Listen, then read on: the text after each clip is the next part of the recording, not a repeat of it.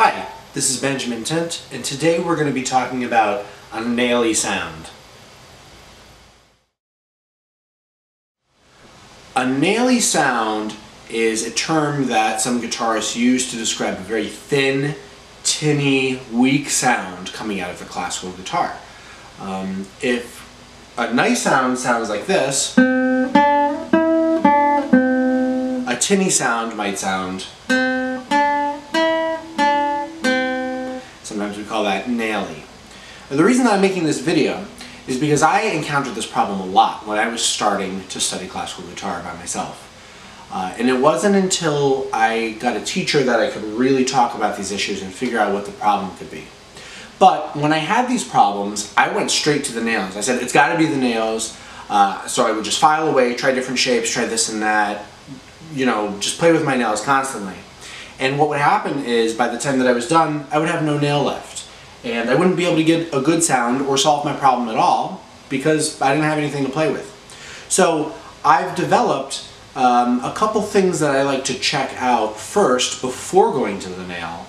And this is something that I really wish I knew when I had started. So I'd like to share this with you.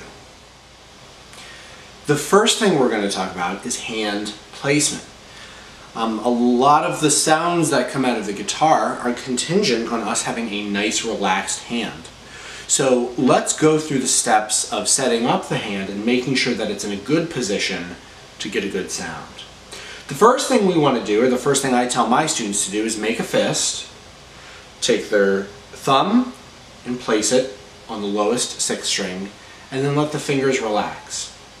Now, this might seem basic and simple and unnecessary, but if you find yourself hearing this naily, unwanted sound when you are, maybe doing this with the wrist or doing this, maybe when you set your hand up, you'll notice that that's not how you're playing.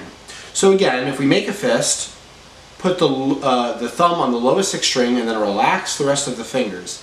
This is the position our hand should be in when we're going to do a free stroke or a rest stroke or do some arpeggios. So now that we're in this position, we want to make sure that this middle knuckle, this guy right here, when you go and show someone that you're going to punch them, is right over the string in which we're playing. So again, we make a fist, we set it up, and now we execute maybe a free stroke. Let's play on the G string, and we listen to that sound. Make sure that after you play your note and listen to your sound, that your fingers are relaxing and that you're coming back to this position. Now, if any of that is different or changes throughout the process, maybe as you pick, you pull your hand to the side or change the angle of the wrist or the arch, then maybe that could be a reason why the sound doesn't sound the way you want it to be. Another issue could be the way that we're actually plucking the string. We're going to talk about this in detail, but I find that this is probably the most common thing that I adjust with my own students and have them pay attention to. Because when you do this, it gives you kind of an in-depth look of how you're playing the string instead of just whacking away at it. And I find that this is usually the problem with a tinny sound or a thin sound, rather than it being the nail needs to be changed right away.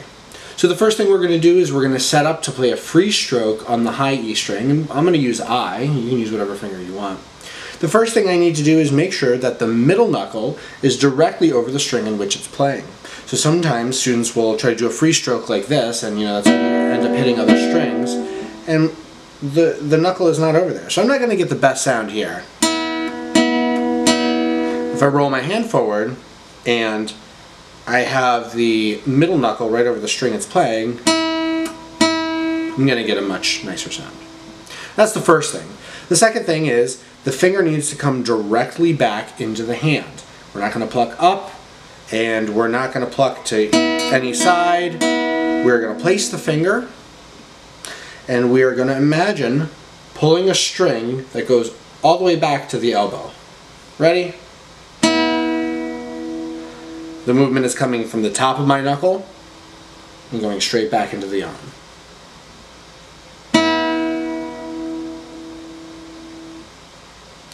Another thing, while we're in this position, is you need to look at the tip joint of the finger, okay? That's this little guy right here. Now, a lot of times, my students will come in and say, you know, my hand is set up, and I'm doing what I'm supposed to do, but I still have this really thin sound, this tense sound. And the truth is that you need to have a somewhat flexible tip joint. Now, if the tip joint is too flexible, sometimes the sound isn't that great. And if it's too stiff, it most certainly sounds thin.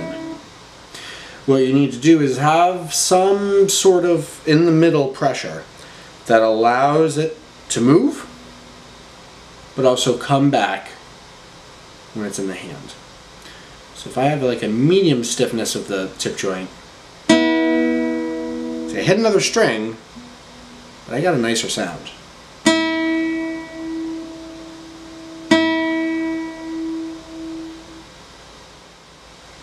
So to recap, when we're looking at this position, we want to make sure the middle knuckle is over the string it's playing. We want to make sure that the direction of the finger is going straight back into the elbow. And we want to make sure that the tip joint is not too stiff, but not too loose. The last thing I want to talk about is nail shape. Yes, it could be the nail. That could be the reason that you're getting a sound you don't like. For me, nails were always a little confusing because I played electric and acoustic guitar with a pick and fingerstyle before I started playing classical guitar. And to me, whenever I was getting a sound I didn't like, I just changed the direction of the pick. So if I was holding the pick up and I didn't like the sound, I would try to tilt it more.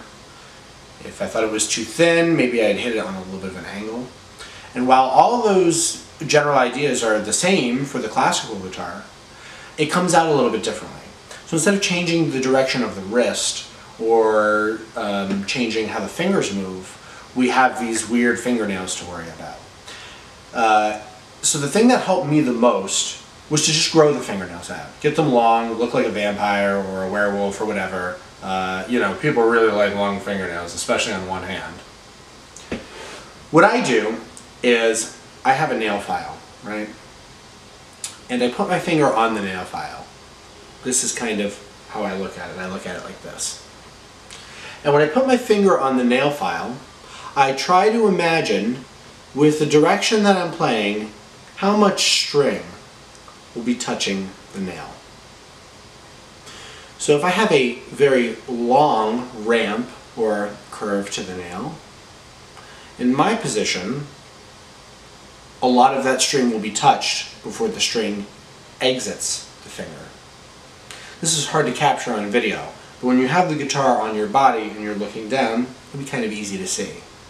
The general rule, at least for myself, has always been the more string is on the nail, the better the sound will be, and the less I will have to work at creating a good sound.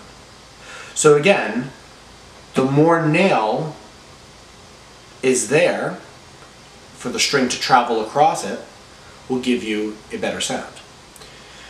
Now, all of that being said, I have met some great players and seen some great players with nail shapes that seem counterintuitive to me, but they get it to work. And this is kind of a reason that I included nail shape lastly on the list, because for me, it's more about making sure that the hand works properly in producing a good sound. Now, the nails are important, and you can do a lot of research about it. There's some great videos online, other players, listening to people, watching people play. They have all different types of nail shapes. But for me, if I have just the right amount of nail where the string can travel across it with my hand position, then that's going to give me the best sound. I hope you enjoyed this video. A lot of the things that we talked about today are things that I think even the best guitarists are still discovering and playing with. The best thing is to always look at what you're doing, but to not obsess about it. If you find yourself in a rut, find a teacher. Find somebody that can show you how to get past what you're doing, so you can have fun and play music that you like. If you enjoyed this video, it would be great to see a nice little thumbs up underneath it, or you can click the subscribe button. You can also find me at Twitter at Benjamin Tint or at Facebook, Benjamin Tint Classical Guitar. Thanks for watching, and I hope to talk to you soon.